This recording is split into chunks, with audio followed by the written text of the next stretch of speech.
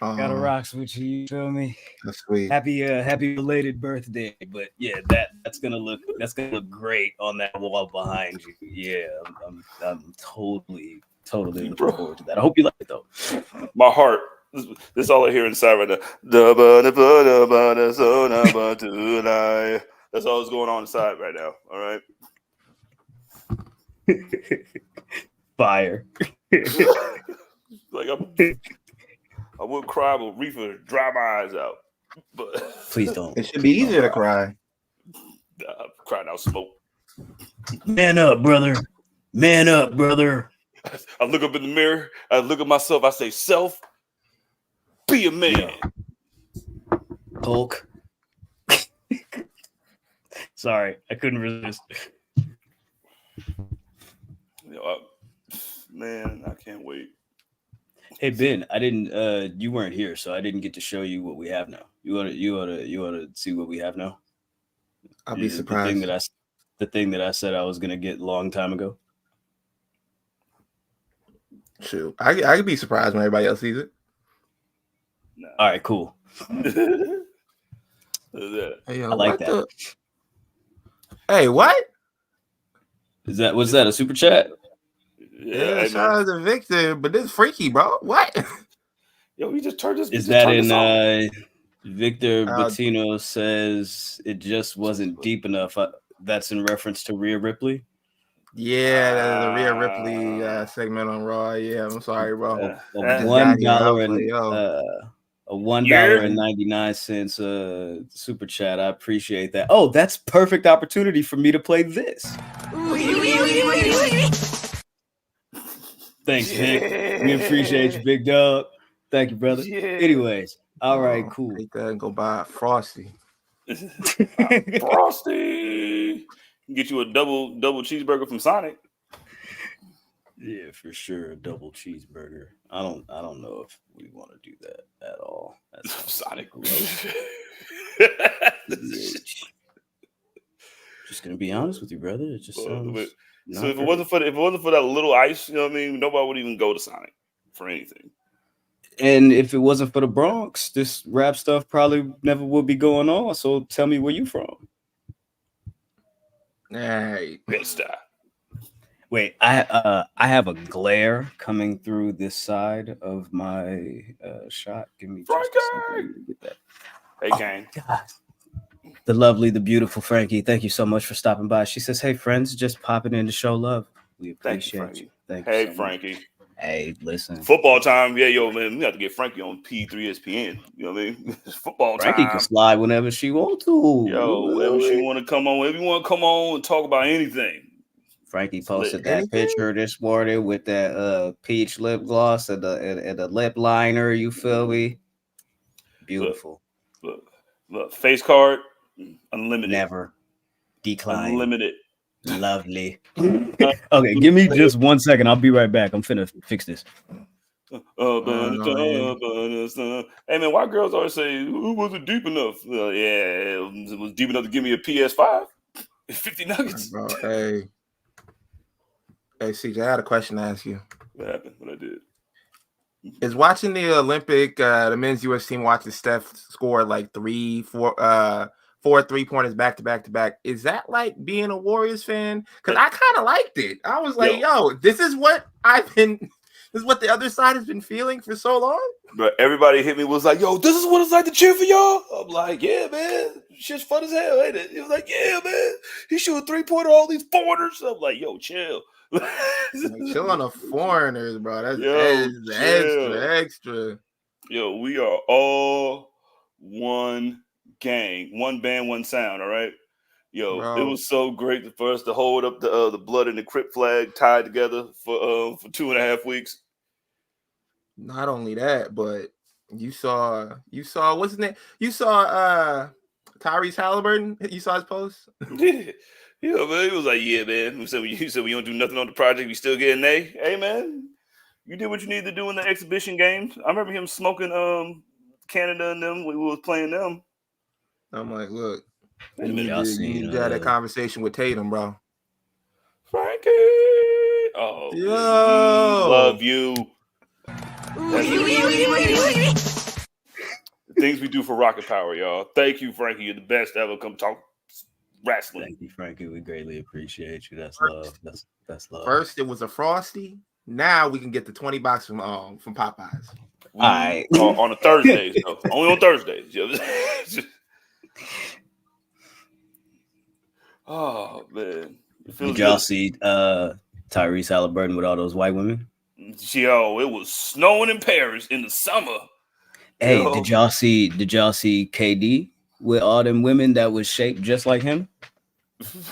Yo, what? I was like, he's got a type. That's interesting. All right, you got it. I'm Kevin Durant, and these are the Tarantulas. Yo, bang, the Tarantulas, nasty. Bang, bang, bang. All right, guys, you want to get the show started? Bro, man, I ain't never seen that many white women pop out of a van like that. Like they were going to Pinkberry. I was like, yo, what is going on? Who's at the Tyrese? Of course, it's Tyrese. Hey, big dog, if it ain't snowing, I ain't going. You feel me?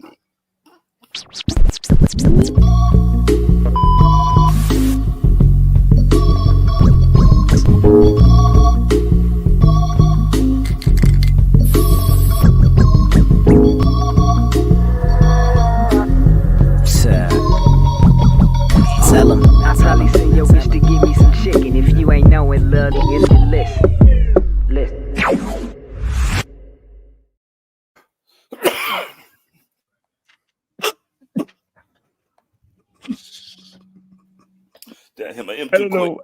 I don't know why that was funny to me.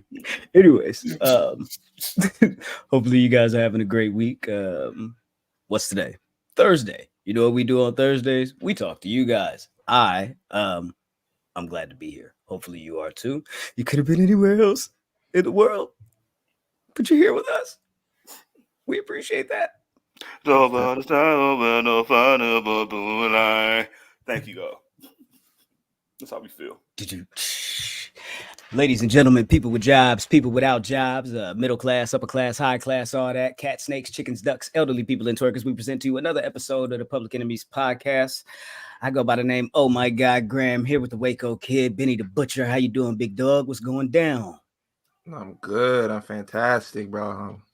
Immaculate. Yeah. Oh, immaculate. He's feeling immaculate, ladies and gents.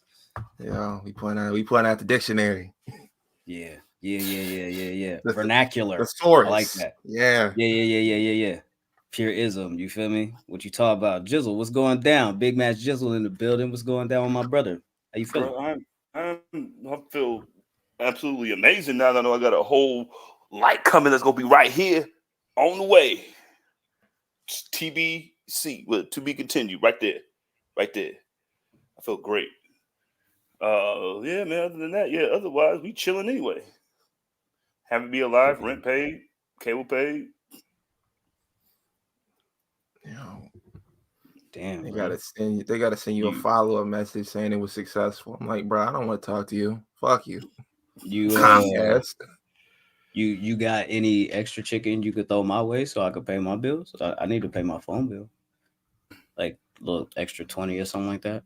I mean, I'm about to cop this quarter brick, right? You know what I'm saying? I'm gonna give you part of that. You feel me? We're gonna talk about that off air. Give you that. You know what I'm saying? 60-40.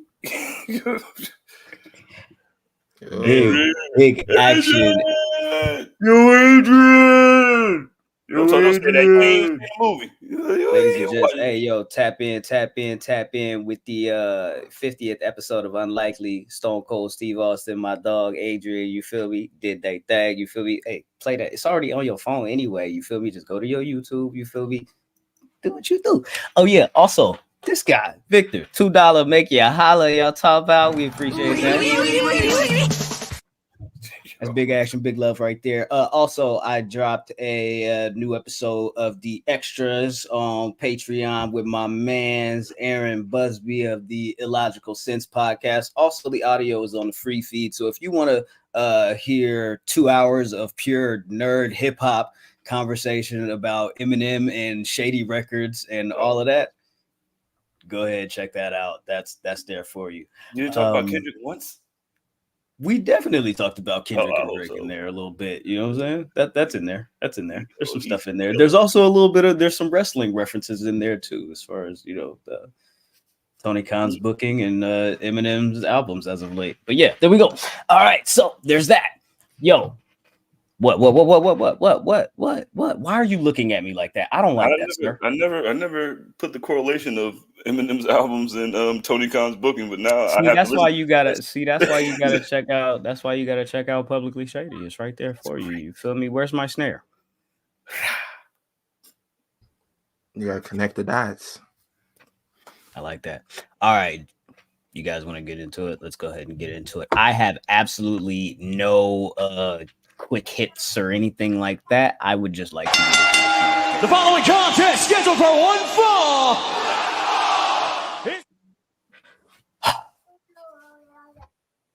You guys know where you want to start? Because I know where I want to start.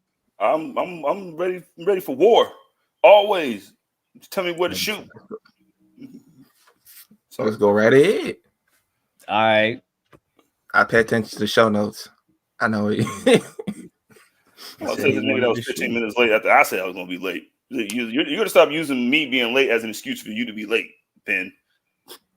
Oh, you going to be like, cool. They don't even know I was late. You just giving up the information for all they know. I was just sitting here the whole time, even though I looked disheveled and I was getting my stuff together. They could have just assumed. Nah, man. Nah. They just assumed that I had a mercy. I had to run out, come back. Like, just go put my business out in the air. All right, man. Yeah, dysentery. Oh. Again. All right, cool. Stop that. What are you doing? What are you doing? What are you doing? What are you doing? No, this is not what you think it is. I promise. All right, cool. Anyways, I'm confused. I don't know what that was, but I'm gonna let it go. You want to start somewhere. I'm ready to go. I don't know why you did that. I don't know why you did that. All right, we'll start here. Start here. Since you want to shoot, let's go ahead and shoot. I got a thing here. Hold on. One second. Oh, shit. Wait, no, not that. Not that. This one. Do more nigga shit. Do more nigga shit. Do more nigga shit. Yeah. Let's bring the niggas in. What? I love that fucking drop. I just do. So the reason why I play that is because I really like this photo right here. The AEW World Champion Swerve Strickland, the AEW TBS Champion, the New Japan Strong Women's Champion Mercedes Moné, the ROH Women's Champion Athena, live and direct from Globe Life Field in Arlington, Texas Ranger Stadium. Y'all talking about? Yeah. Big announcements coming soon down the pipeline is what Tony Khan wanted to let y'all know a couple of days ago. And people was wondering, maybe is he talking about the WBD partnership? A couple of wrestling websites had speculated that there was going to be some type of stadium show in 2025 in Texas hosted by AEW, and Tony Khan kind of shot that down, or at least in Tony Khan's manner. You know how he doesn't answer questions? He said, we have no plans for that in the immediate future. But today we got the announcement officially by Tony Khan, AEW, and the mayor of Arlington. Did you know his name is Jim Ross? His name is Jim Ross? I found that out today. Anyways, AEW announces All In is moving to Texas. It will be live and direct from Arlington, Texas at Globe Life Field, July 12th. That's on a Saturday, 2025. Their biggest event moves from August now to July, and they move that from the UK to the US.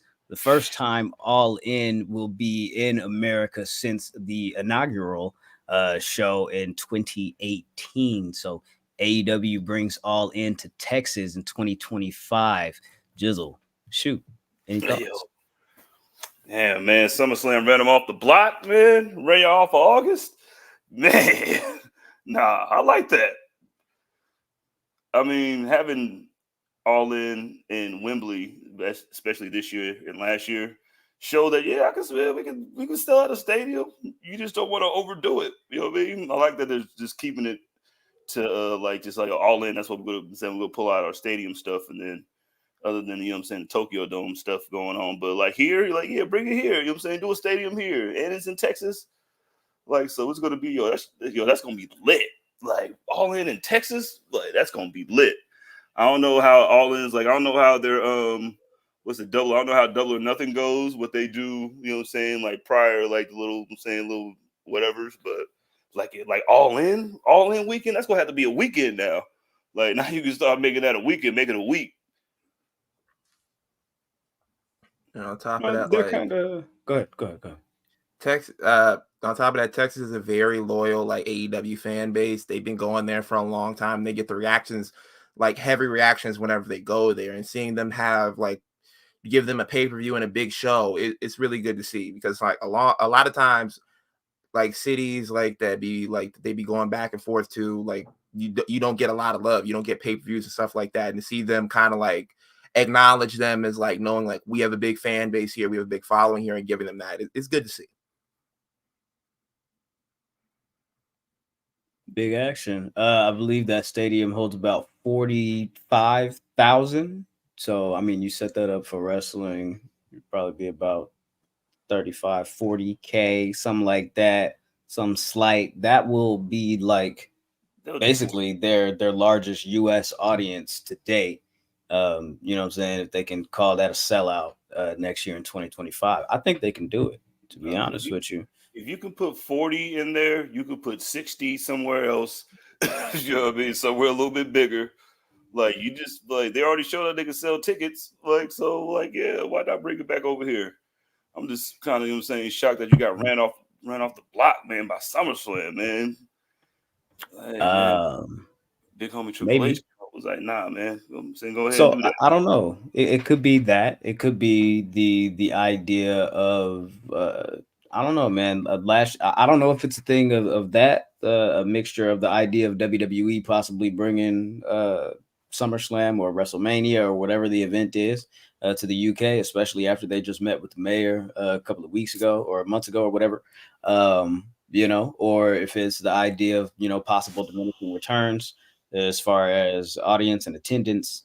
Or if maybe, I don't know, somebody's wising Tony Khan up to cut the crap on all this traditionalism stuff with trying to have every event in the same place every year. I think that tires people out. You got to keep these events fresh, and the best way to do that is move them around to different destination cities that people are excited to visit and travel to, and there's other things in the city for them to do and other attractions that bring people to the city other than professional wrestling. And the fact that now you're gonna have your own month now. It's I'm playing around about them getting ran off of August. You know what I'm saying? That shit sounded hella funny to me. But yeah, nigga, that's business shit. Nigga, let me move this shit a month back. You know what I'm saying? In July. So now nobody's gonna give a fuck about what's going on with WWE in July now, nigga, because that's probably gonna be fucking what Over the Edge or some shit like that. You know what I mean? Is that Money in the Bank? It's time. It's Money in the Bank time. Triple H might have to get ran off to go to June, because you put All In over there. Now you can say, yeah, man, flex your muscle, get your own month, especially with SummerSlam going to two-day thing now. Is SummerSlam going to 2-day next year? I believe so. I don't want to deal with that shit. Listen, the month of July belongs to AEW and All In, bitch. Sure. I mean, we've had SummerSlam in July and August. I don't think it's exclusive to 1 month. I don't think they give a fuck. They just flip a coin every year where they're like, okay, August, okay, July. I don't really think they give a fuck either way it goes, but yeah. I'll take that shit, man. Go ahead. You run also, off, man. That gives them the opportunity to flush out stories a little bit better and spacing out these events. If you move All In to July, you still got All Out in September, and cool. that works out a little bit better. So you're not rushing storylines and trying to like throw stuff at the wall to make something pop for All Out, which is a week and a half or 2 weeks after All In, and that just tiring on a fan base. And then with like usually Double or Nothing happens in like May, you know what I'm saying? So it'll be like boom, boom, boom, like every 2 months, like boom, boom, boom, like you know what I'm saying? Like that's cool. So you got Forbidden Door and you got Blood and Guts in between. So you got the Forbidden Door pay-per-view, and then you got the TV special for Blood and Guts in between those, you know, say in between Double or Nothing. I think that works out for them. And then that Tokyo Dome joint, you know what I'm saying? Like right in the beginning of the month, like you know what I mean? Like, yeah. Like you're spacing it out to where you're gonna. I'm not trying to be in competition with them, even though you was trying to do it. Now you backing down. It's all good. Sometimes it's good to tuck your tail. You know what I mean? Tuck your tail and get in your own lane. Now you like, yeah, man. We could really coexist. Like, yeah, man. Look at that. Look at Thunder Rosa, man. Yo, I swear. Adios. All right, bro. Chill. Like, no, but yeah, look at the greatest champion in the world. Yeah. Athena. Name them. Right. Okay, cool. Athena, of course, is there. Swerve Strickland, the AEW World Champion. Thunder Rosa, as Jizzle mentioned. Renee Paquette, Darby Allin, Orange Cassidy, Dustin Rhodes, and Mercedes Moné, along with Tony. Can I finish naming the people? This is what you said you were going to stop doing. You said Mercedes Moné twice. I thought you was done. This is a different. Never mind. You go ahead. You got it. No, what's next? What's next? We can read this one right here from Adrian. Adrian said, "Is WWE going to do SummerSlam in Dallas a few weeks later at Cowboy Stadium on the same block next year? They haven't announced the location yet." Bro, that would be hilarious. It'd be the one time Dallas was doing something. It'd be the one time Dallas is doing something better than anybody else in Texas in the last few years. I mean, it is in Arlington though. Shit. J-Roy ain't doing that shit. But I like the move. Shout out to Texas. Cool. You like the move. Shout out to Texas. Great. Anyways, did you guys like Dynamite? It was good. It was good to me. Well, what was the best part about it? What was the best part? What was the best part? Let me ask you this. I'm gonna ask you. I'm gonna give you two choices, right? I'm gonna give you two choices. Best part of Dynamite: the matches or the video packages? Damn. You know what? The matches were good, but I like the video packages just a little bit more. They had me caring about Darby Allin. Okay. I really enjoyed the Darby Allin one like a lot. Like a lot. Why did you enjoy the Darby Allin one? Because he was talking his shit. He was talking his shit. He was like, "Yo, man, when I saw you pull up and they said they signed Jungle Boy Jack Perry, I said, who the fuck was that? I didn't know who that nigga was because I've been grinding for real out here." I was like, "Yo, I love this shit." And after it was over, Jack Perry was like, "Yo, man, I ain't no bitch," and he jumped him. I was like, I love the lead in that you didn't wait for like an hour for it to cool off or shift it to the end of the show. Anything. I didn't like that. I mean, I don't like when they do that. I like when they do it like immediately. He's like, "Oh, that's what we're doing." Yeah. that's what's up. All right. Beat the fuck out. And then in addition to jumping him as soon as he was coming out, and I don't know why Darby was coming out. He wasn't scheduled for anything, but anyways, that's neither here nor there.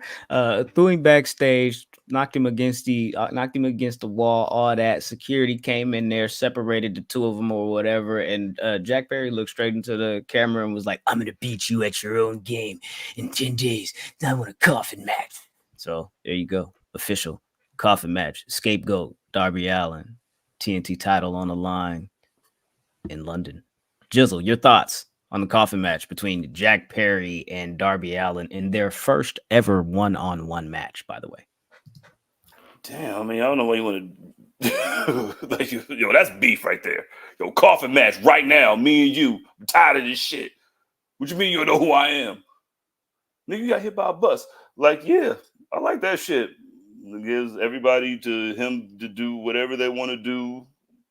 We can have real glass without getting choked, and we can have like, yeah, man. if you want to make Jack Perry a legitimate TNT champion, you got to have him beat your greatest TNT champion of all time at his best match. Sammy Guevara?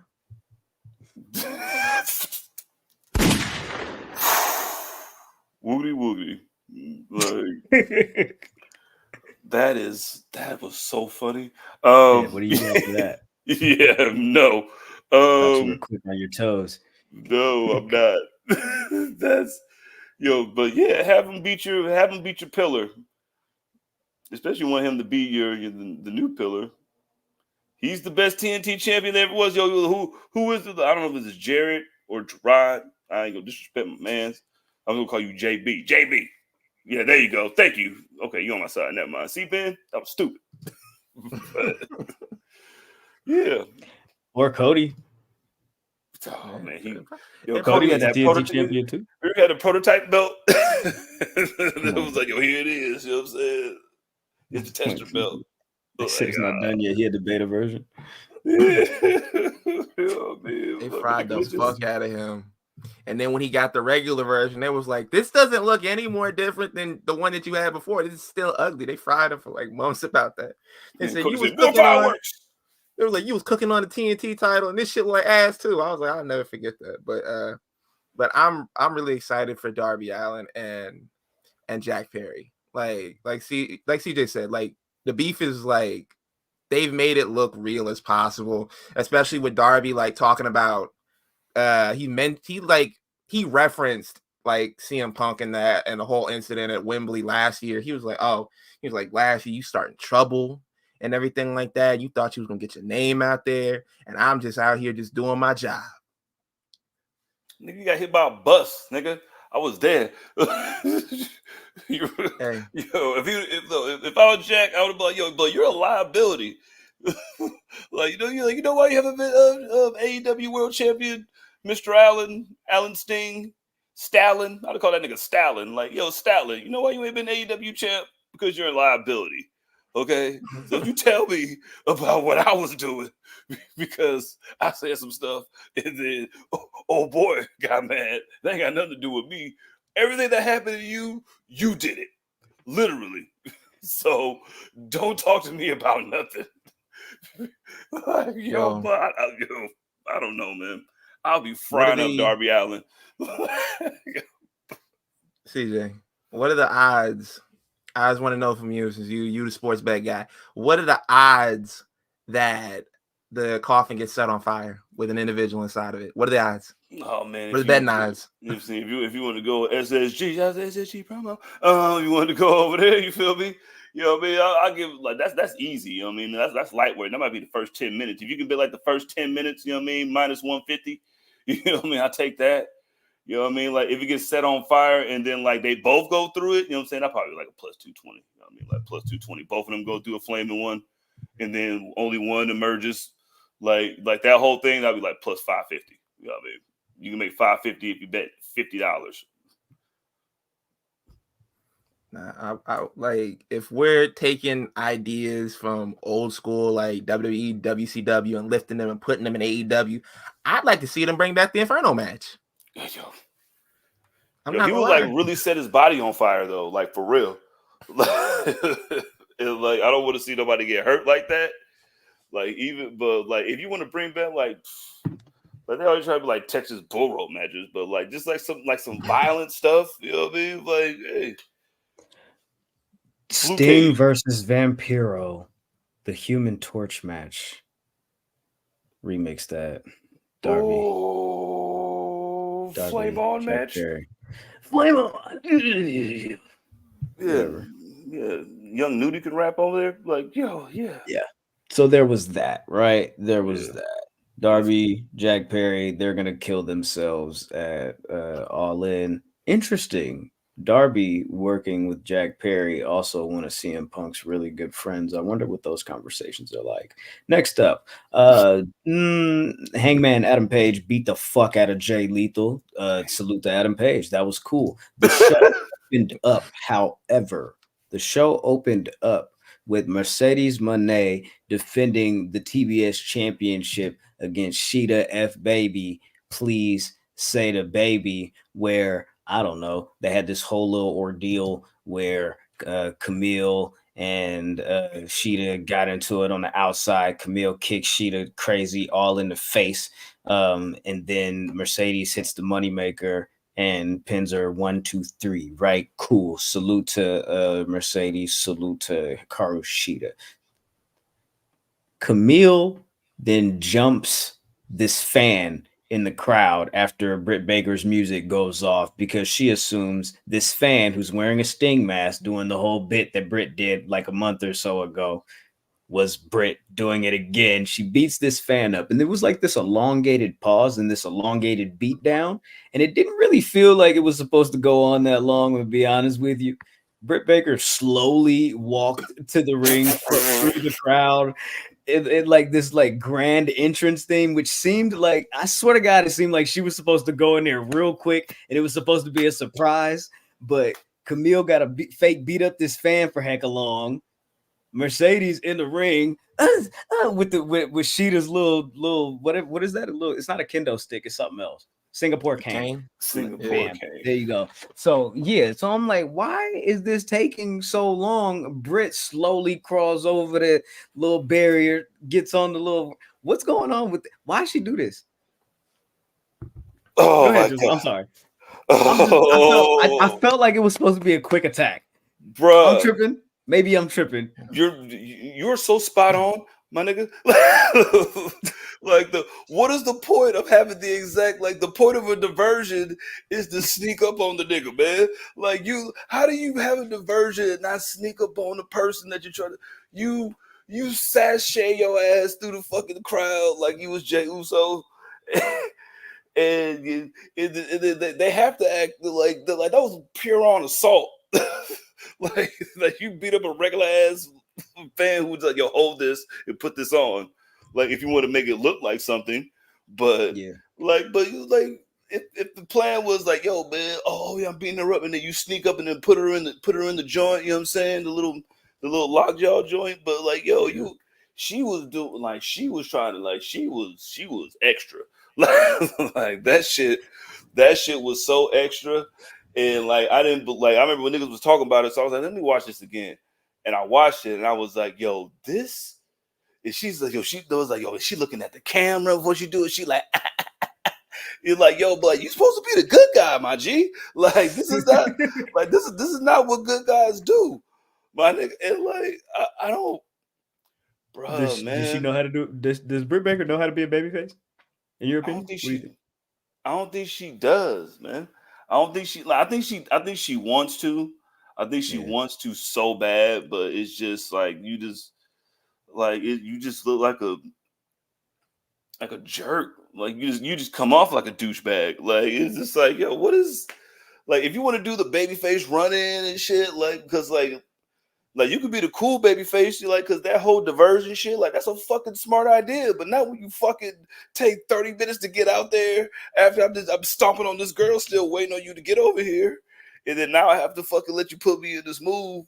Like I don't know, man. Like that's some crazy shit. Like I ain't going as far as the other motherfuckers were saying. Like she was trying to go, she was thinking about like, nah, I ain't thinking about that. I was just like, yo, I think it's a little bit of that, but I think it's just like, yo, man, I think she thinks that she's way better than what she is. Like and ever since, like, you know what I mean? Like, I didn't watch Mercedes get ran through the mud, even though she's the champ.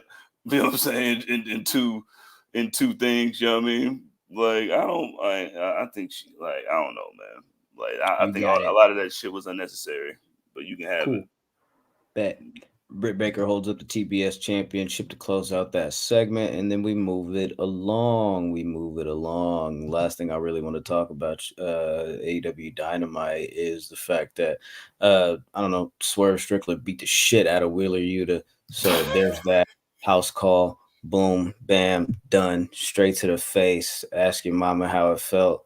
Never mind. So anyways, Swerve Strickland told Bryan Danielson to invite his family to ringside so he can like. What did he say? He said I'm gonna so cripple you in front of your daughter. Like, Yeah, I'm gonna cripple you in front of you. And Hangman's doing the Leonardo DiCaprio like. Told you, bud. Trying to tell y'all, look at this man. Man. He's not a good person. But y'all want to dance and shit. Y'all want to do this and shit. Like, yo, who says that in front of the? But that shit hella cold too, though. They're like, hey man, that's cold as fuck. So because of that, people were saying that it seemed like Swerve Strickland turned heel. Do you think that this was Swerve turning heel? Nah. I think this was no. I think this was like you know how you kind of like remember when fucking bum ass Terry and Sean and then HBK had to fight and then like Sean had to be like a partial heel, but then like he was just so funny that nobody gave a fuck. It was like, yo, we still hate you, Terry, because you a bum ass nigga. But like, it kind of feels it feels forced because everybody was just doing this before Bryan Danielson won the fucking Owen Hart shit. So it kind of feels forced, but like, I mean, if you want to force me to be a heel, dog, hey man, okay. Yeah, I don't think Swerve is a heel. I feel like Swerve and Hangman are two examples of really good tweeners. Neither of them really placate to the audience or ask for the adulation of the fans. You know, Swerve hasn't really changed who he is or the makeup of his character since that whole thing with Hangman and the whole thing that whole run that he had last year and beating up Nick Wayne and in his daddy garage, all of that. Like Swerve hasn't changed his character. He just got rid of the Mogul Embassy and now but they kind of got rid of him, right? So I think that's what gave him the little baby face, little like, oh, your team turned on you, like so, like yeah. I mean, I think he's still kind of hanging on. I think they're just trying to make it. They just want like they don't need to do it because you know what I'm saying. He's already gonna be listen, man. Old Goat will be the most over there. Dog, the fans cheered with him and chanted, yes, yes, yes. Did the whole little motion as he did that over Bryan Danielson's broken body and also Wheeler Yuta, who just got his tail handed to him by yo, look at Wheeler's feet, nigga. It's just like, right. Y'all want to see a dead body? He ain't gonna be in Rush Hour 4.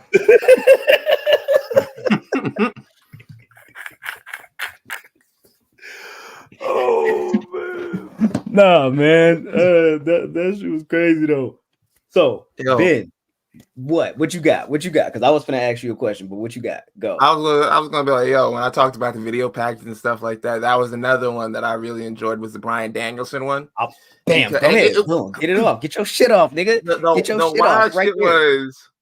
The wild shit was the music that they used. They used Good Riddance by Green Day.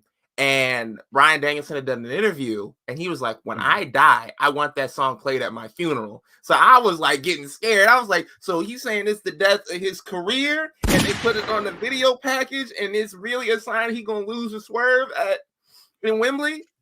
I can't take this shit.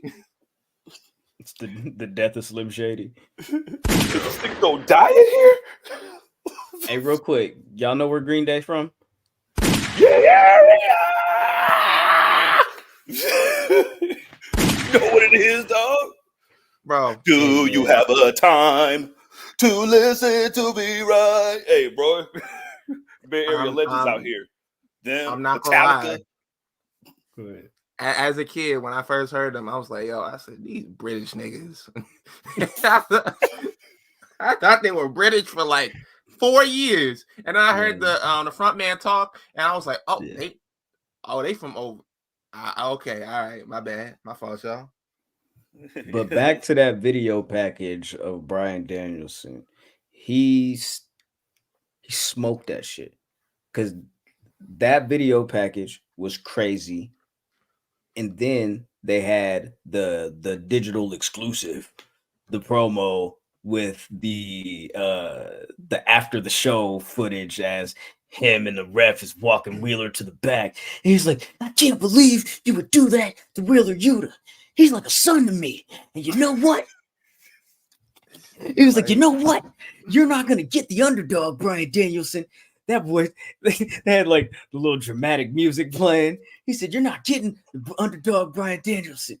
You're getting the Bryan Danielson who kicks people's fucking heads in. And then he leans into the camera and the music drops. And he goes, I saw what you did to Hangman into his house. You go ahead and you look and you see what I did to the last person that tried to break into my house. Yo. And I don't know if you guys remember. I don't know if you guys remember when somebody tried to break into Bryan Danielson's house a couple of years ago. Put that boy in a rear naked chokehold and said, sit your ass here until the police come and get your bitch ass out my house. You little dirty, dusty ass, bum ass. He didn't use the N word. He would never do that. I don't think he would do that. He's a vegan and he loves trees. So anyways, but I thought that was crazy. Go ahead. Side note on a comment about Wheeler Yuta being like a son. There's like a 15-year age difference between the two of them. So that's a wild comment to make. Totally possible. It's possible, but it's like a little bit like, I don't know about that. Well, anyway, but yeah, the little stuff they added in there with that, I like when they do nods to like real shit like that. It's like, nigga, I will fuck you up just like I fucked that nigga up. And because there were two of them broke into his house, I think. He was like, yo, man, I'm about to beat you like I've been fantasized about beating other niggas' ass for like 5 years. It was two of them. You're right. It was two of them. Yeah. So now what? Yo, he was like, Bryan Danielson got a special set of skills. He will find you and he will kill you. Okay, don't get it twisted. You were like, don't move. Choked him out to say, don't move. I'm calling the police. The nigga sleep like, he was like, where am I gonna go? That was dope. I got nothing else on AEW Dynamite unless you guys want to talk about the Young Bucks and the Acclaimed. FTR getting in the way. That's all. Like always. Triple threat. Maybe triple threat at All In. It's just going to be a triple threat, dog. It's going to be a ladder match. It's going to be a triple threat ladder match. You know what I mean? They also got the triple threat trios titles match, which is likely going to happen because they had, like I said last week, that number one contenders match between the House of Black and the Bang Bang Gang. Christian was a special guest referee. This man counted them. He was counting to 10. Everybody was out. He said 9. Buddy Matthews was getting up. He speared that boy, said 10. Throw the match out. Everybody loses. That's why I got a special guest referee right there. That's how you're supposed to do Christian it. Cage is amazing. I just want you guys to know that. And yeah, so there's that. But yeah, that's all I got on AEW. Yeah. That's pretty much. It looks like they're laying the groundwork for a rivalry between Christian Cage and John Moxley because he was talking shit to Renee backstage. He was like, hey, get your crazy ass on out of here, man. He said, you suck at interviewing, man. I wish he was he's like, yo, he said, you're a worse mom than you are an interviewer. I was like, yo, that's setting up for Moxley's comeback already. All Out Chicago? Or maybe after? Grand Slam. Maybe Grand Slam. But they might ship him in for All In for one night.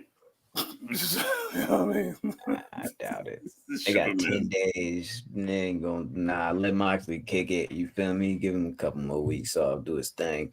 Last thing here, this ain't even really a part of the show or a part of the All In Texas news or nothing like that. But there was additional reporting on Penta and Ray Phoenix trademarking what was it? Ray Fuego, Penta, King Fuego, and all of that. Also, Penta commented on all the hubbub and the gossip, and he said, "Stop the gossip. Enough of the rumors. AEW is my present. Stop talking about the future." I don't know. The reporters and the pundits were saying that this is likely because he wants a smooth transition for his brother, who, you know, may be still under contract to AEW a little bit longer than he is. And why would you want to cause trouble for that boy when, you know, the AEW and Tony Khan could tack on injury time to his contract? He was like, "Hey man, look, I don't need y'all questioning me about my contract and everything like that." He's like a nigga that's in the process of breaking up with his girl. Like, hey, asking me about this, man. I'm faithful to her, man. We are in love. And then 2 weeks later, you see the paperwork's been filed. Like, hey, the key words were stop asking me about my present. Like, yo, AEW is my present. He said the future. I don't know, nigga. You know, it could be whatever. It's in there. Who knows? Whatever, man. Present. This is my now. Okay, this is my now. This is your forever. It's my now. You know what I mean, it's my now. So, like, yo, let it be my now. You feel me? The wording. This is me. ... Now. I think that's a Jennifer Lopez album. Yeah. So, there was also a report that he might be at the Performance Center this week, which I think maybe that's why he said, "Hey, yo, sound the alarm, sound the alarm. We gotta slow this." Hey, that's definitely a diversion. Like, you know what I'm saying? You never want to know that you're cheating, right? You know what I mean? Be like, no, I would never cheat. You know what I mean? Like, yeah, you got to speak it into existence.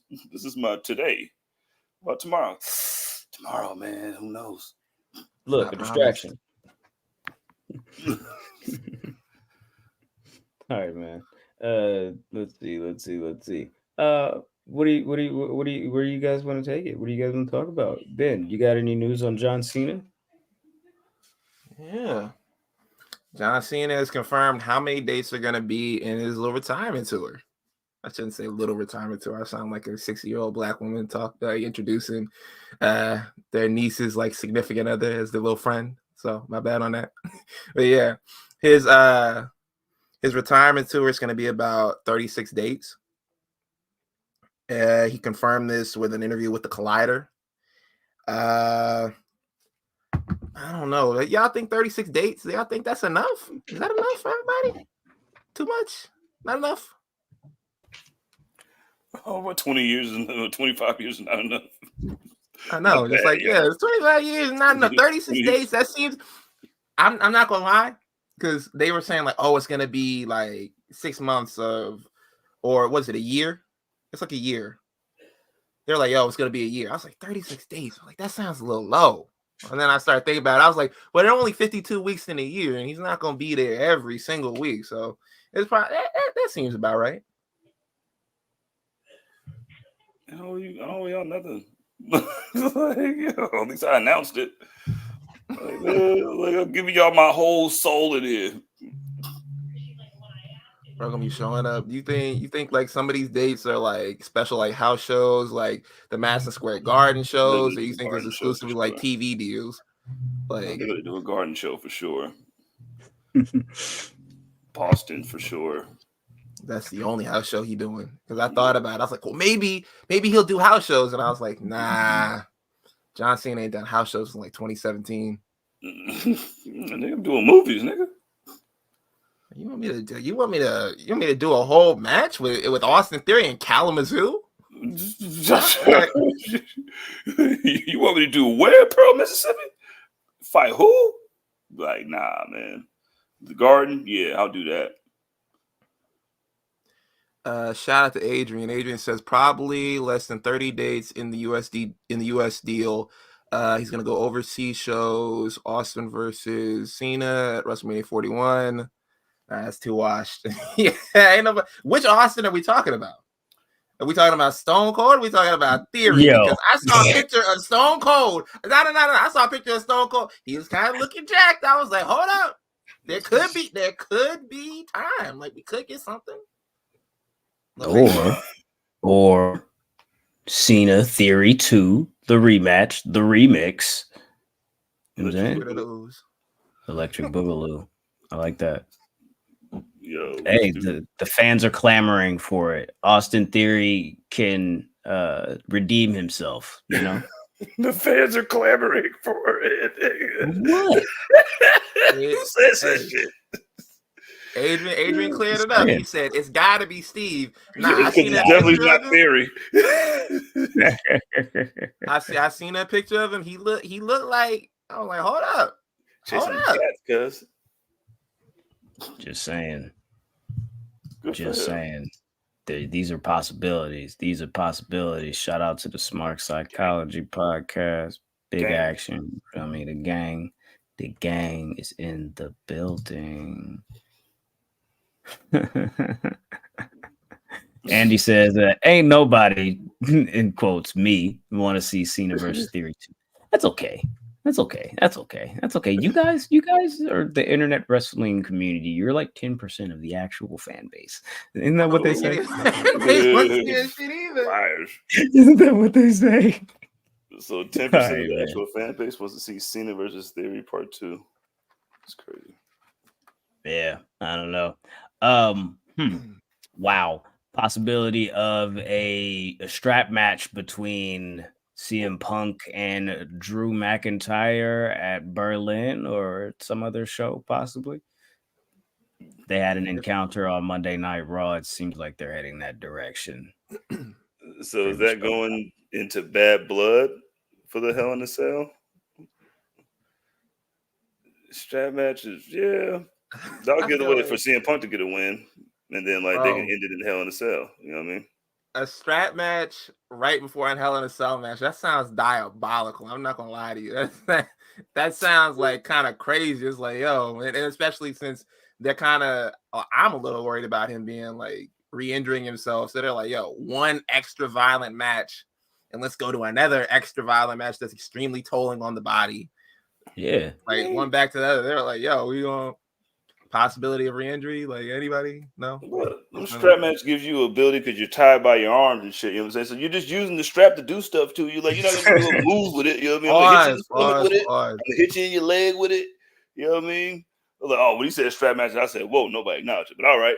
But like, you know what I'm saying? You're gonna be choking them with it. You're gonna be choking people with it. Like, you know what I mean? Like you're there to fucking like the strap is supposed to be the most important thing in the match. Choking people with the strap sound crazy. I'm not gonna lie. Choking people with the strap. They're nothing like for the belt. Like no, but like yeah, like that. I think that should be a little easier than having like a full on no holds barred match where you can get hurt with some stuff or you have to jump off some stuff. But yeah, man, you gotta be tied by your arms and shit. Like listen, we're gonna be hitting each other in the chest with it. You know what I mean? See what we can do with it. Chokes people out with it. Like easy money.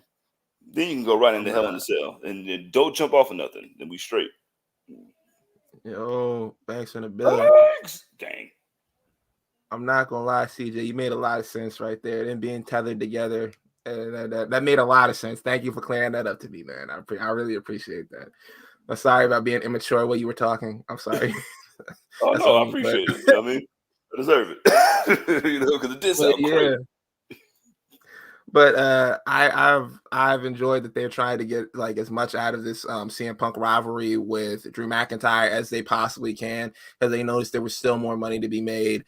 I honestly thought they were going to write into Seth like Rollins stuff like that, but since he's out injured and everything like that, it gives them more time to create a better story and to add more layers onto it.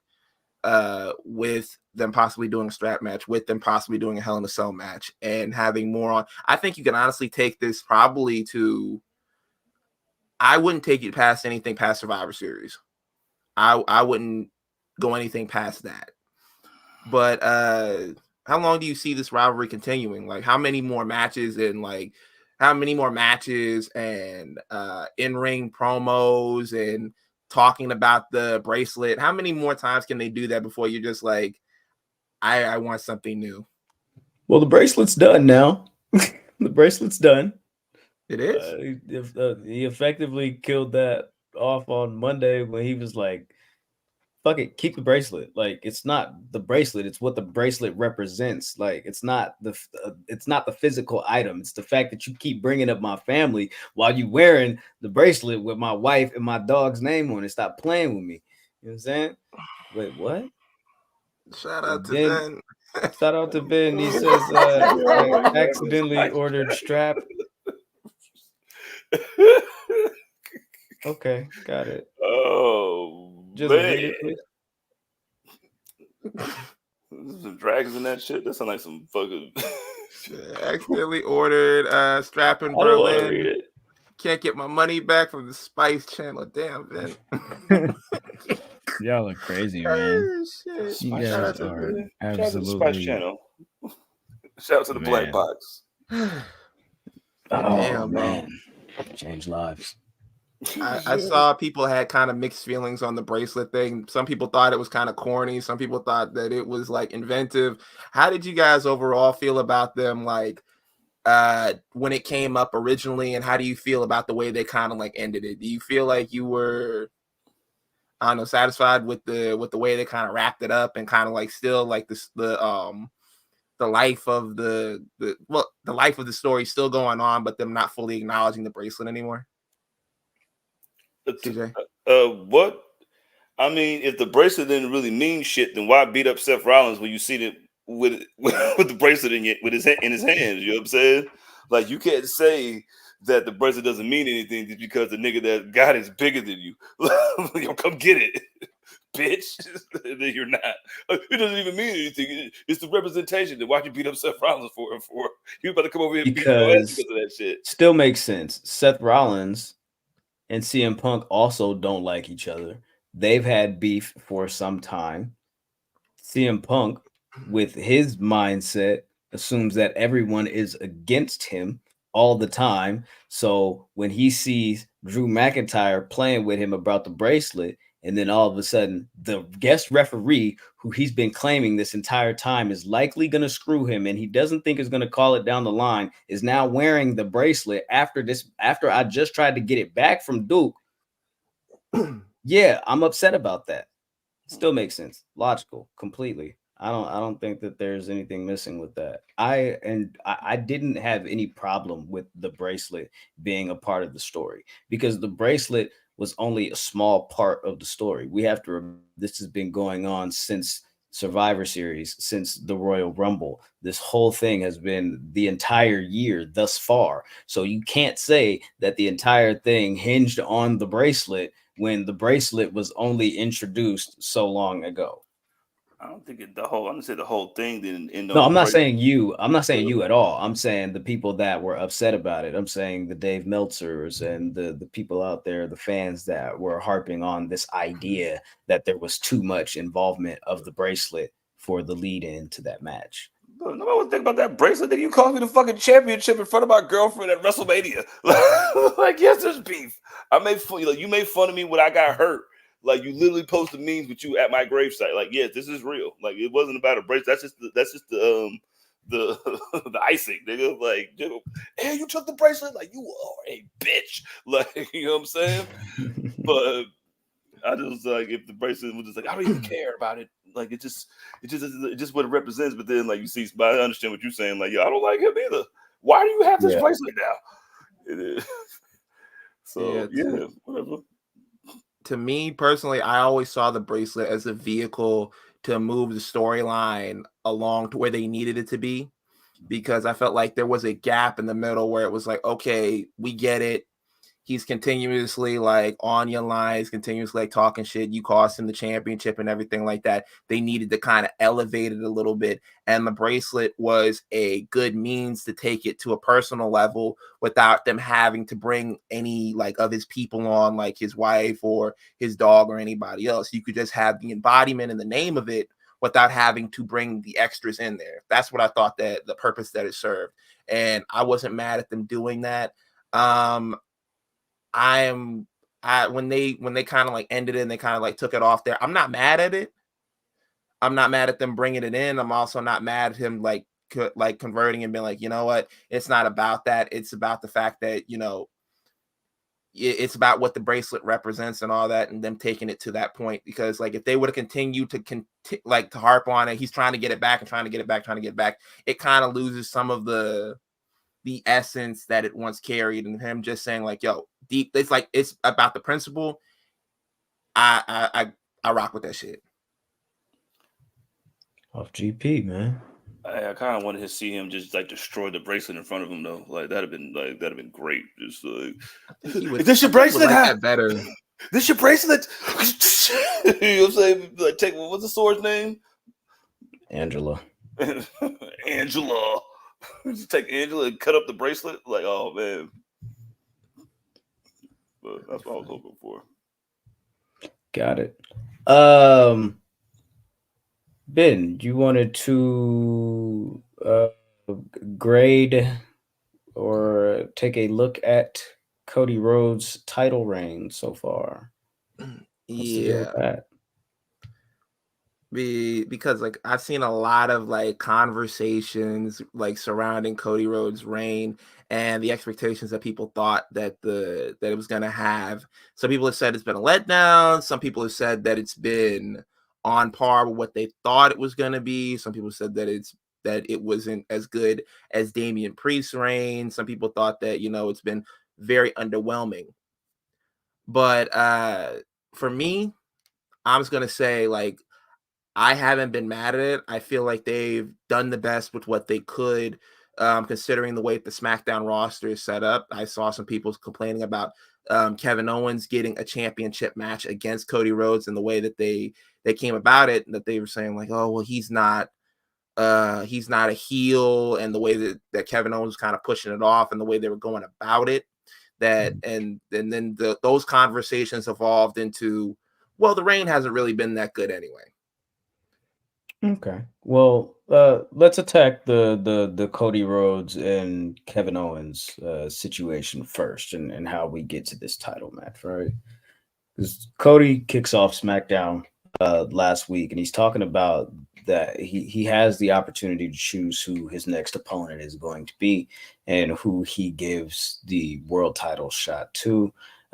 Before he can get to who he's going to speak on and announce who he wants to face, the Bloodline comes out. Solo is yada yada yada yapping along about how he had him beat at SummerSlam and he's gonna go find Roman Reigns and get his revenge or whatever. At that point, they try to attack him, and Kevin Owens comes to his aid. And after they fend off themselves from the Bloodline, Cody then lays it out and says, hey, me and you bash at Berlin. And Kevin Owens is like, nah, not me. You gotta fight somebody who's more deserving, because I ain't got it like that right now, P. You feel me? And basically that ends up with Cody going to Nick Aldis and telling Nick Aldis that KO should be the guy. KO then rants about not giving Roman Reigns an opportunity because of everything that he's done when Nick Aldis brings up the idea of speaking to Roman Reigns about possibly taking that spot. At that point, they make it official because that passion of KO comes into play, and that right there shows exactly why he should be the guy. It made sense. He brought up his win-loss record. Kevin Owens seems like one of the only characters on the show that actually pays attention to what's going on the show. So he fills a lot of illogical gaps. And sometimes I don't know if they're scripted for him to fill those gaps, or if that's just something that he innately does because he wants things to, move along in a comprehensive way. And also, continuity is important. Everything Pro Wrestling says hit that like button for them, and we would appreciate if you hit the like button. If you subscribe, that would also be really amazing. If you want to send a super chat, definitely not required, but also helps a great deal. Please go ahead and do so. But yeah, what do you make of this whole situation, CJ?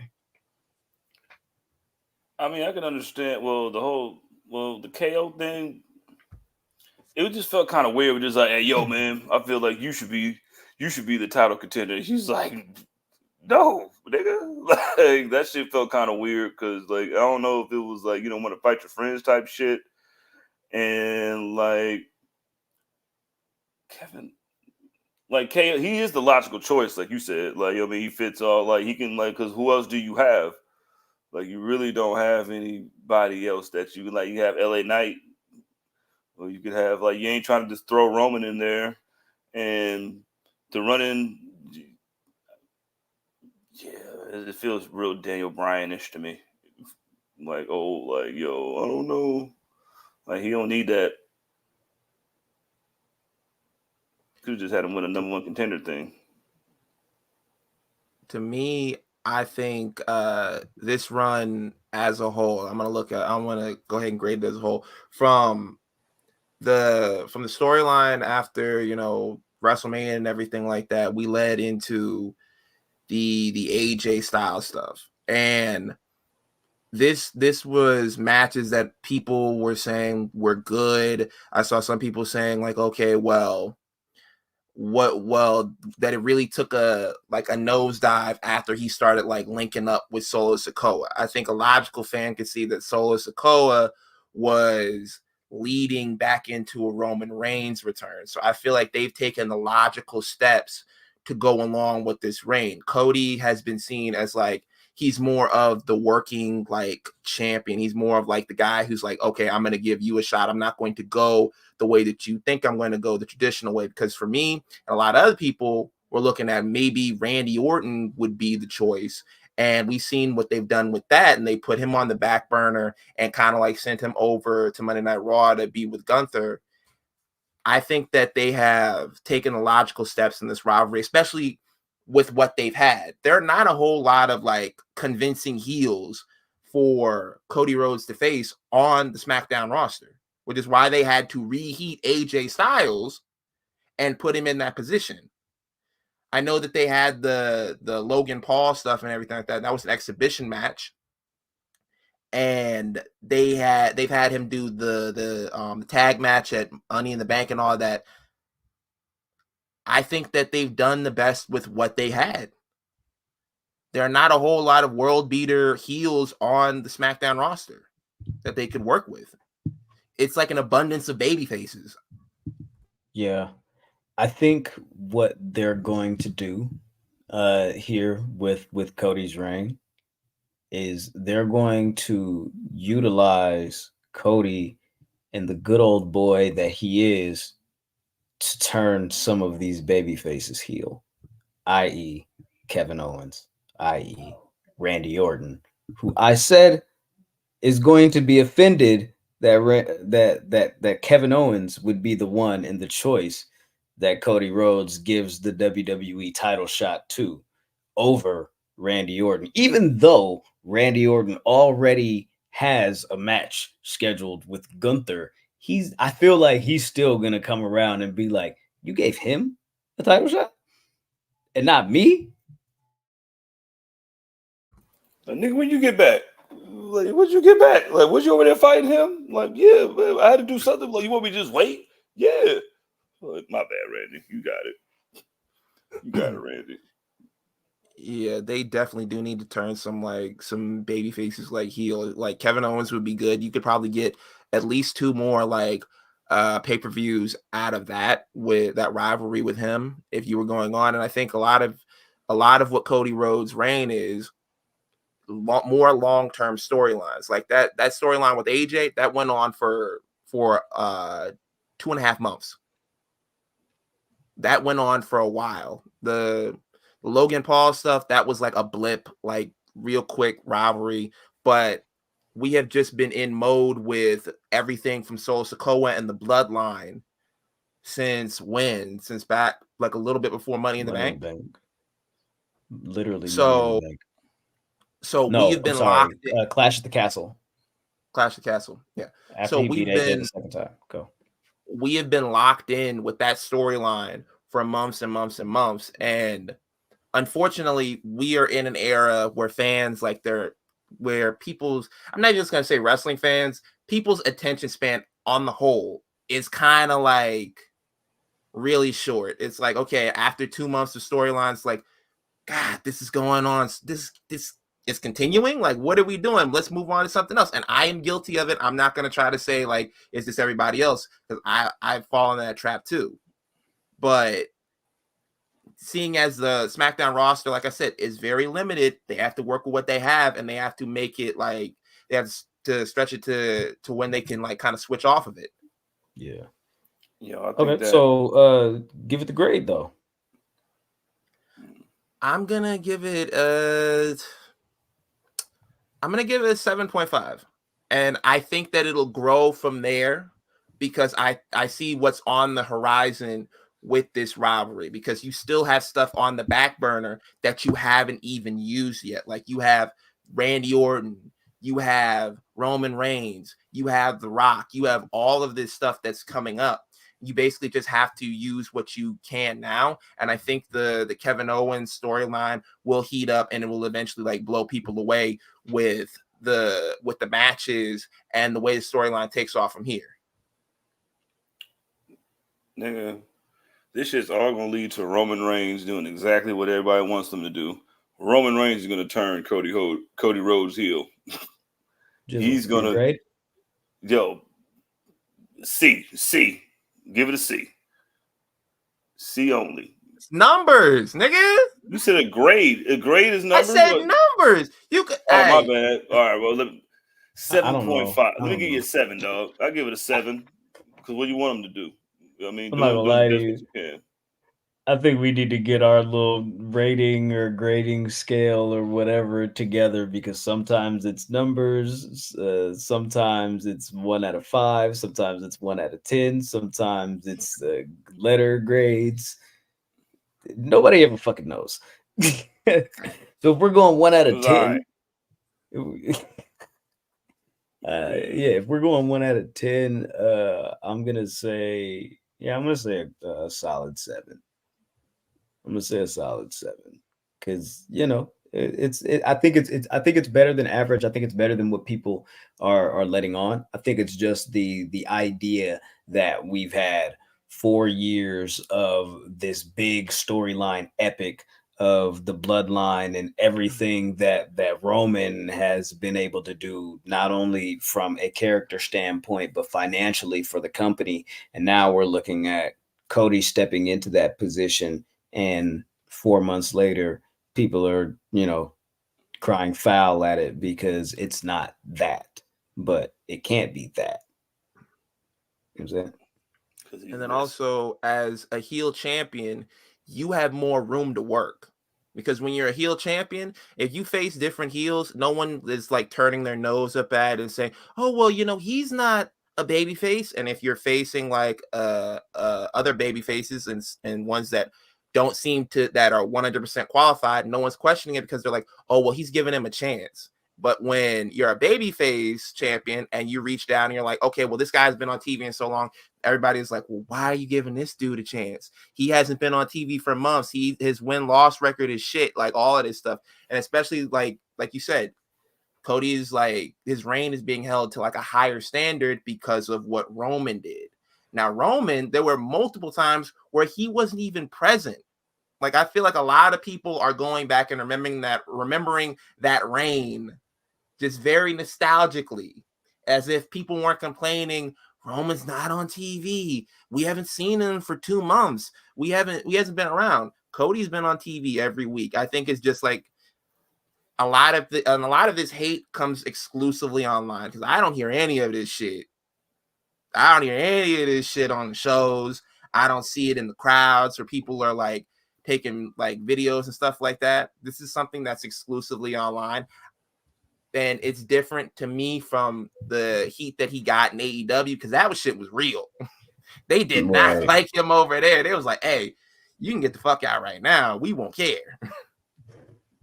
Let's see. Kim in the chat says this has been the American Snooze Fest. Wanna be American Snooze Fest. JM says this is low-key the same problem SmackDown had in 2004, and then JBL popped up out of nowhere. Do they need a JBL?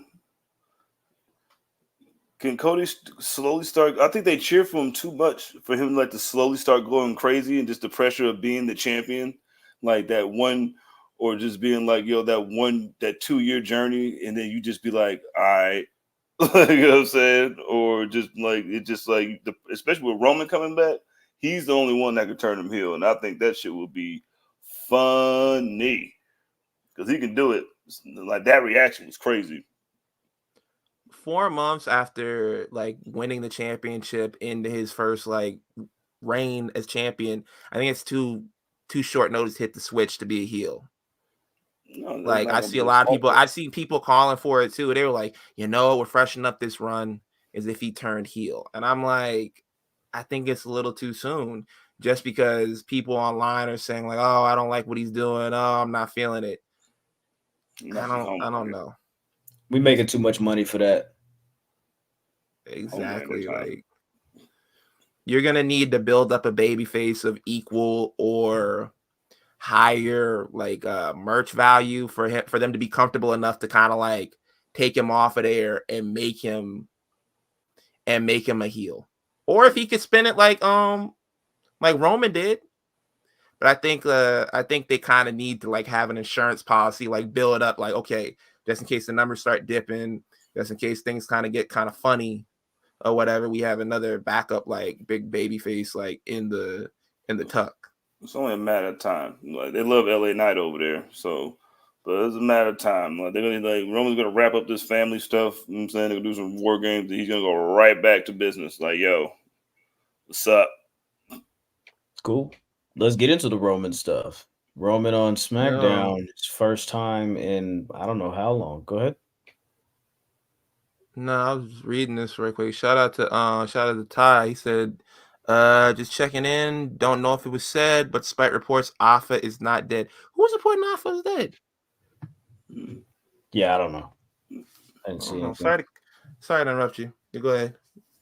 I don't know where I was at. Go ahead. He's talking about Roman. Nah, Roman pull. Nah. Like back when you were explaining with Cody Rhodes, like Cody got up off Solo. He was like, "Hey, you got to go find him." Solo walked to the back, man, looked sad, looked defeated. You know how you walk, like, cause you know how you walk, you know you can get an ass whooping. You just like, I'm gonna go to bed early. I'm not gonna get no ass whooping. Nah, man, you getting an ass whooping at 10:31. Like, oh, you thought you was asleep? Nah, that's definitely what it was.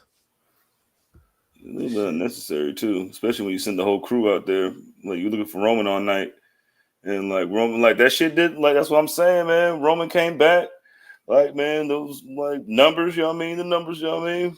Return to SmackDown, and he beat the fuck out of the bum ass bloodline that you built without your super killer on the team. I mean, like, listen, like it was kind of like beating up on the Warriors, but when nobody was playing. All right, but hey, man, and yeah, Roman's back for however long he feels like it, and yeah, man, gave it a little bit of juice, and hey, I'll take it. Let him fight for a little bit, and then we get right back to business.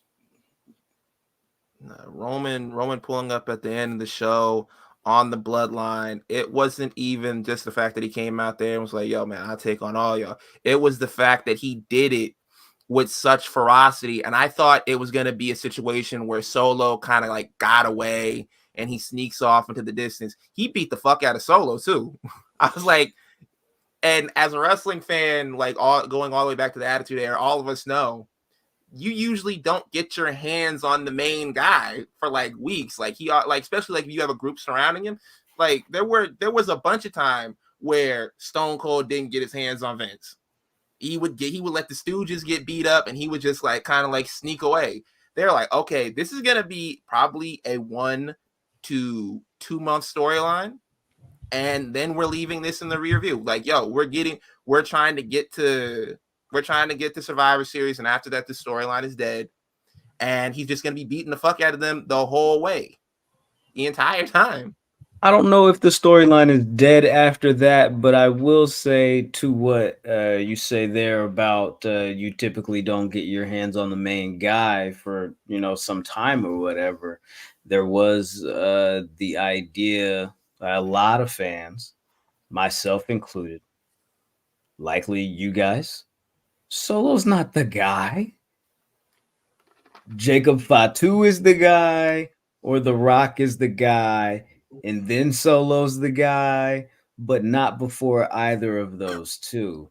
And with the injury of Jacob Fatu at SummerSlam, I don't know whether it's a work, whether it's real, but that leg injury, It was a report that he's being kept off of TV until at least the end of August. They want to keep him and Roman separated so they don't have to have this power dynamic of those two so soon, because they'd likely want to build to that match being something down the line if they can. I agree with that.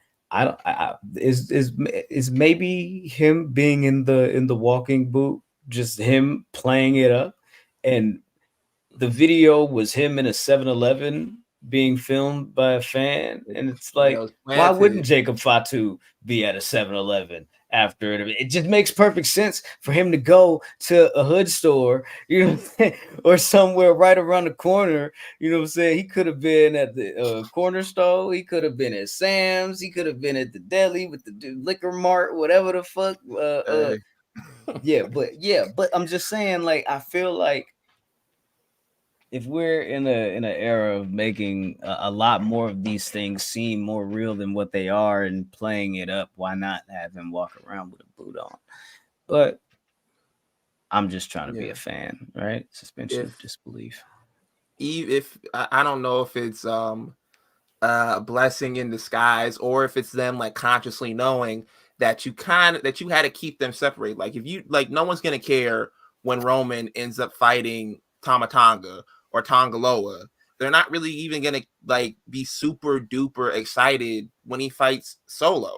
The main matches that, like you said, that I think people are excited about is that Jacob Fatu match, the match with The Rock, and the Survivor Series War Games match that they're probably gonna have. Those are the three matches that people are probably really going to be excited for in this rivalry. And I completely, like, you hit the nail on the head. Like I said, it was probably going to be dead after Survivor Series. I totally forgot. You still got The Rock there, and you have the match with Cody Rhodes. They probably get involved with that in some type of way. So there's more that they could do leading up to it. But I'm just saying, like, everything that surrounds Solo Sikoa, I feel like as the main like boss for them, I think that ends at Survivor Series. I don't see him being as the one. I see them probably like, okay, they failed.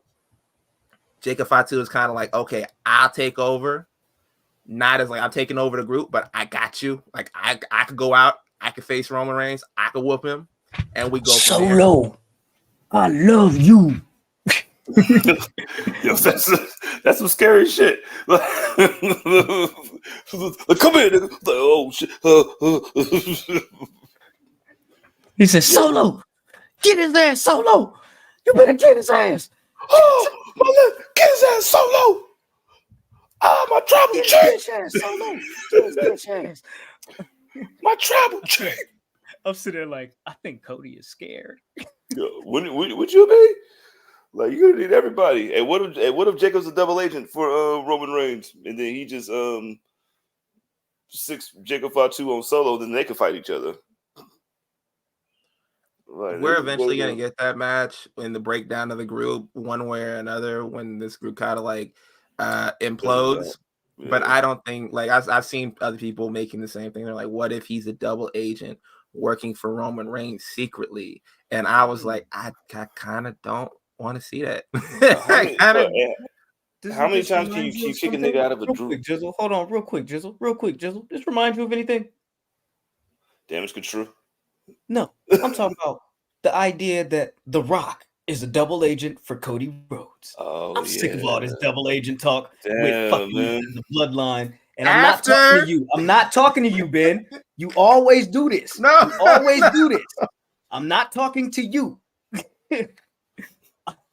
Because you were not the only one. So stop taking stuff personal when I bring it up. I wasn't taking it personal. I was about to be like, yo, after that, I was kind of burned after The Rock was like, he wasn't double agent. I was like, I kind of look stupid as fuck right now. I was like, maybe I should chill on the double agent shit. And I should just fall back and just like look at it straightforward. And if it happens to happen, it's a happy accident. You better not take this and twist it, brother. My words are very deliberate. You feel me? I'm sick of all this double agent talk. All right. The Bloodline story is very, very specific, very, very detailed. And if you're not paying attention, hey, I don't know. That's on you. Oh, man. Todd says Hikuleo makes his debut to help the new team win. Roman has to run through Bloodline to get to Solo. Whoa. Yeah, I don't know. If that does. I'm sure that will happen in some form, but we don't know if we have any form of that match coming down the horizon as of yet. Now, what we do have coming down the horizon is a mixed tag match between Rhea Ripley and Damian Priest, Dominic Mysterio, and Liv Morgan coming up at Bash in Berlin. Is this what the people have been asking for? Is this what the fans have been wanting? Is this what they're clamoring for? Okay, if they're not clamoring for Austin Theory and John Cena part 2, is this what the people want then in that case? The Terra Twins versus the New Judgment Day Street Trash? I don't think it's what the people want, Street Trash. That's like horrible.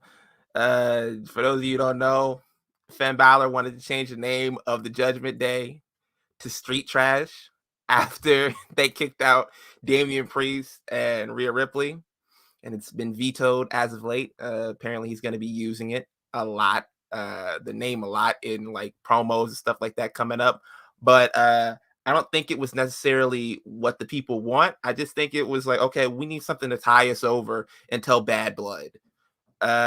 We need something to kind of tie us over until we can get Damian Priest versus Finn Balor. It's just like, okay, we're setting on the back burner, letting this heat up even more, and then when the time is right, okay, take it off the back. We're gonna put this like front and center. I'm not mad. It's like a fun little detour because you look at what they've been doing on Monday Night Raw, the promos, them running backstage and fighting in the concession area. Dominic Mysterio trying to jump on Damian Priest while he was celebrating with Rhea Ripley, all that type of goofy shit. I loved it. It's like, to me, it's like, okay, well, we're taking a little break while we have like Finn Balor kind of like heating up in the background, cutting the promos in the locker room, all that.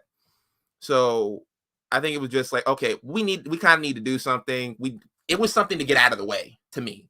I feel like, there's like, they didn't want to do this like 2 months down the line. Like, oh shit, we left money on the table. We could have done that. It's better to do the mixed tag in the front of the story versus in the back. Yo. Okay. Whoa. Pause. Yeah. Pause.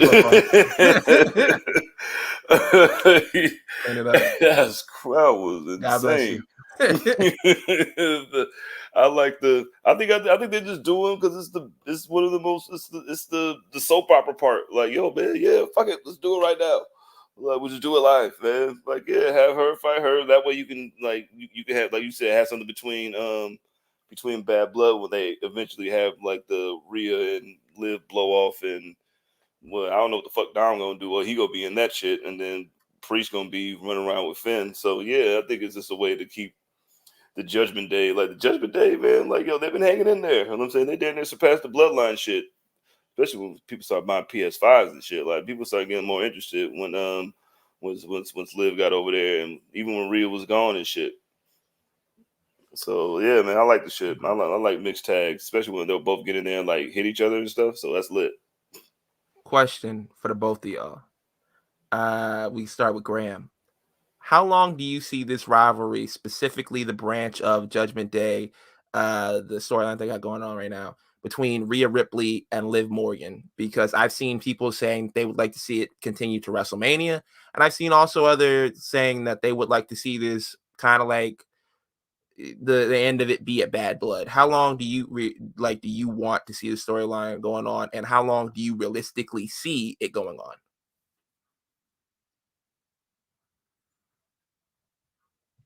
Liv and Rhea, yeah, that's done in October. Branch.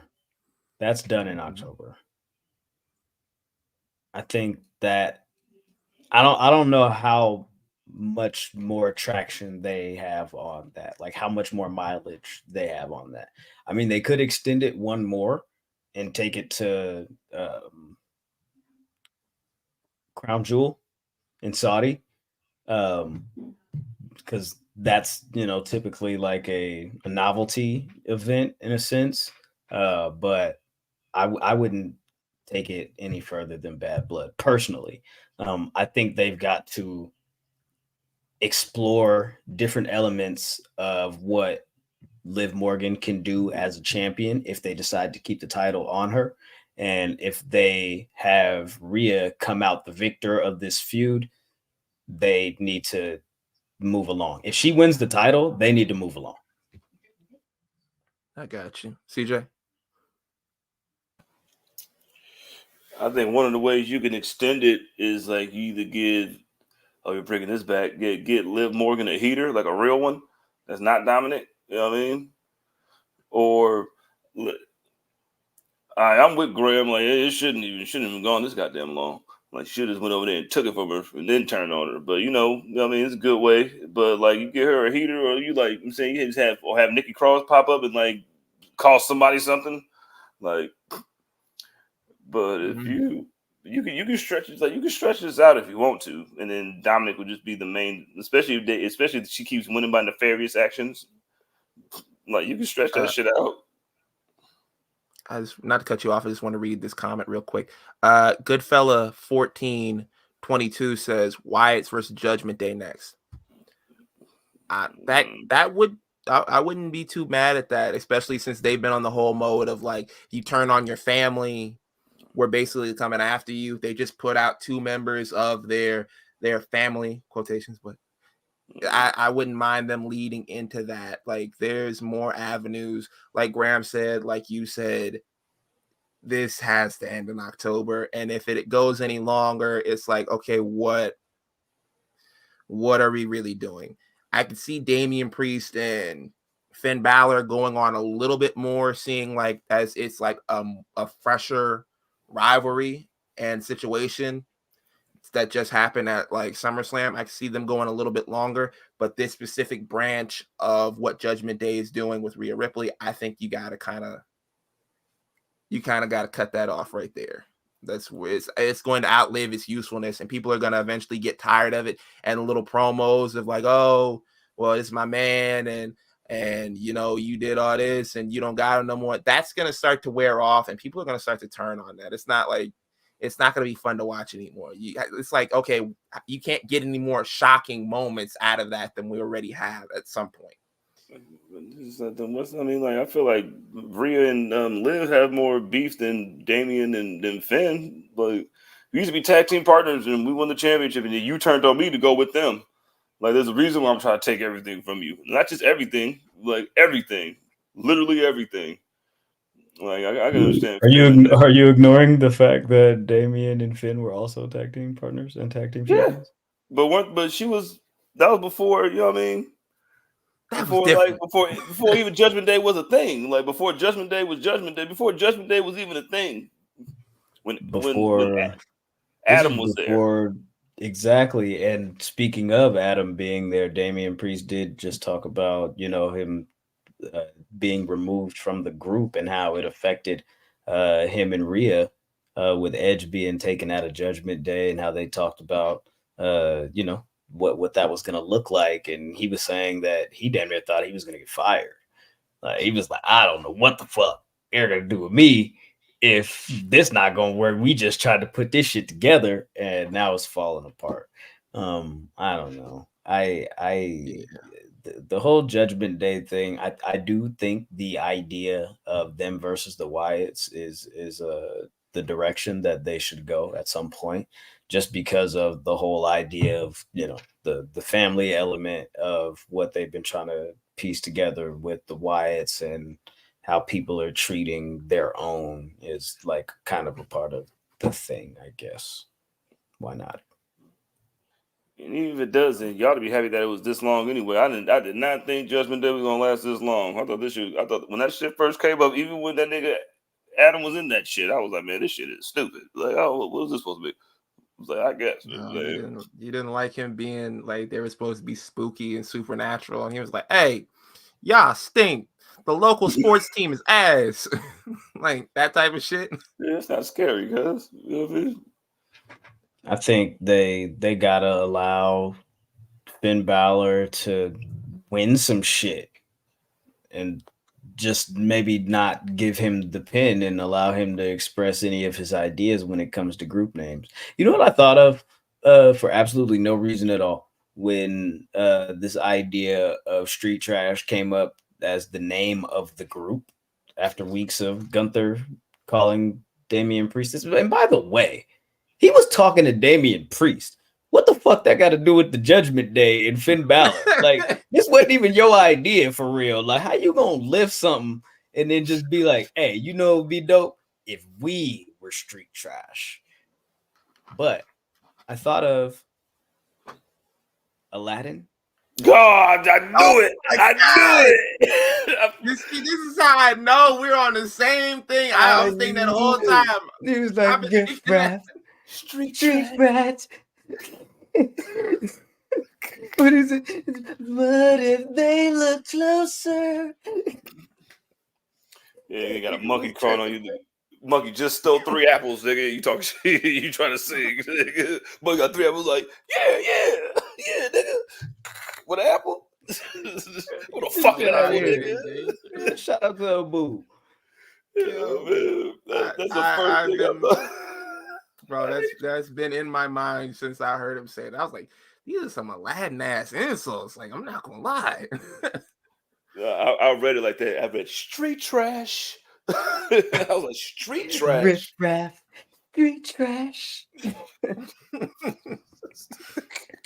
All right, man. Jesus Christ. Bronson Reed still on a tear. I don't like what he did to R-Truth. What do you guys think of the follow-up to him just dogging out Seth Rollins and putting him on the injured reserve list?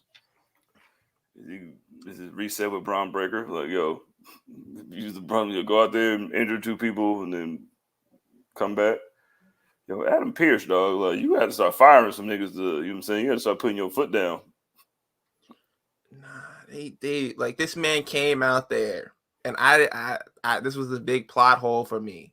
So he stands in the way of Bronson Reed when he tries to jump on R-Truth and do another tsunami. He stands in the way. And he gets out of the ring, he starts yelling at him. Bronson Reed kind of like walks away from him. He doesn't run away from him. He doesn't briskly walk away from him. He just walks away from him, climbs back up on the top rope, and jumps on him again. All while Adam Pearce is just like looking. I'm like, bro, you couldn't have stood in the way again? You couldn't have done any of that type of stuff. You just sit there and watch him do that. No one is like pulling him out of the ring, carrying him back there. Y'all just sat there. It's like, damn, man, that's tough. You gotta. It comes with territory. That's the type of shit it was. It's like, yo, it comes with territory. I think he did say that he was going to be fined and suspended during the whole, like, as it was ending, you know, how he was yelling at him or whatever. But in the moment, maybe could have did a little bit more. You know what I'm saying? This man was sitting there on the apron with his hands on his hips. He was like, damn, so you really gonna do it again, huh? You really gonna jump off again? Yeah, man, I wish you. Oh, okay, you gonna do it? Oh, okay, he's serious. All right, bro. Look at this. Would you look at this? There you go. Look at this. You see this right here? Jason George, you see this? He said, he said, you know what? You are something else. You are something else. Come on. Hey, I got the trash. Go tell one of the talent. Hey, man, look, you need to go out there and do your match. Stop getting back here talking. Like, oh, how about I call Bronson Reed? He come over here and whoop your ass. Like, all right, man, I'll go out there and wrestle the match. All right, man, I'll wrestle the match. I'll go out there. Still got my kid. You said the Great Khali, Punjab in prison? All right, yeah, I'll go out there and do that for you. You want something else? You don't take out Jamie Noble. Hey, don't take out Jamie Noble. Thank God Jamie Noble was safe. And Kidman. Keep Kidman in the back. I don't even know if he's still there, but if he is, Kidman will stop him. Kidman is still there. Oh, Kidman got to stop him then. Yo, Jamie Noble gonna have a job for the rest of his life. I remember when they were making him do that weird shit with Nydia. He's had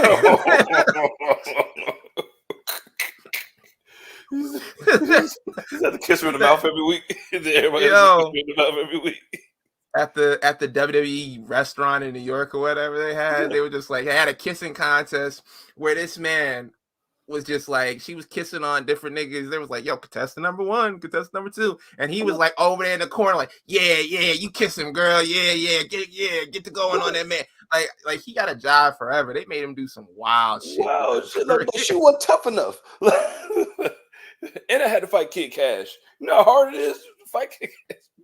That shit sucks. There was a gang of reports coming in about Alpha. This all happened as soon as we started recording. Oh, bro, man. I said he's still going. Yeah. MLW tweeted something, and Dave Meltzer tweeted something as well. A lot of shit. Okay. Got it. Well, glad he's good. Fight on, bro. Facts.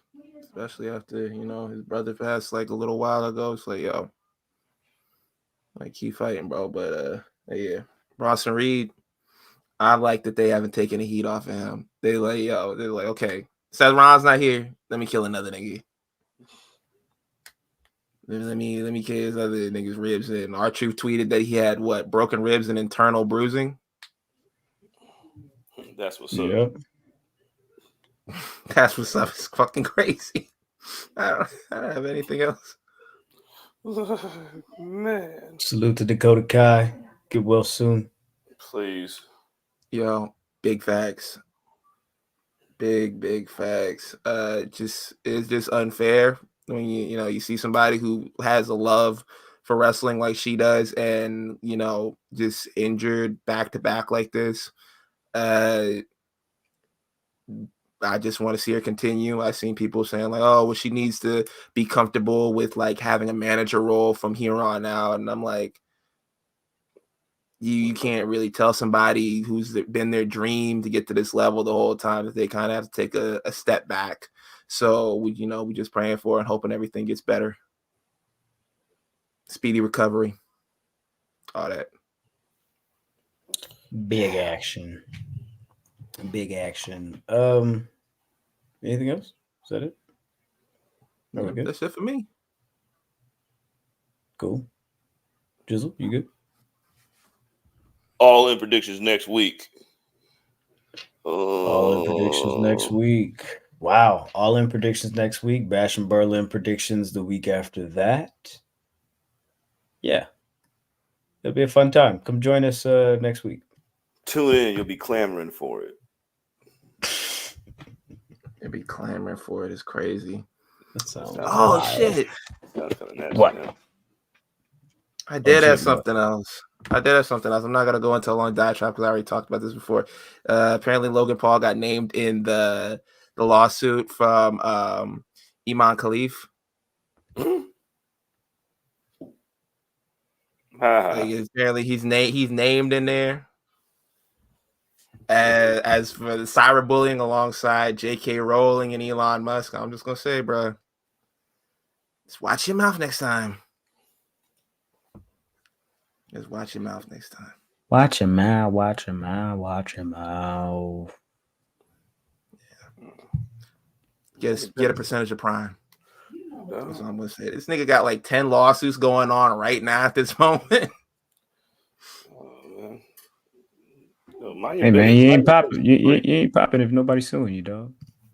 Yeah. That sounds like a life that I don't want to live.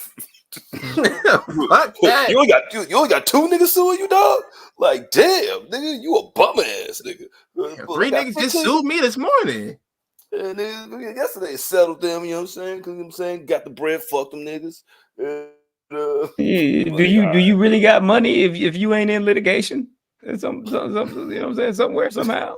I'm just wondering. I'm just asking. You feel me? Anyways, I want to have so much money that niggas got to question it. Like, nah, nigga, give me some legally. There you go. We will let y'all sit on that, think about that for the next week until we get back. But hey, more than welcome to follow the gang at the Enemies P3 on all social media platforms.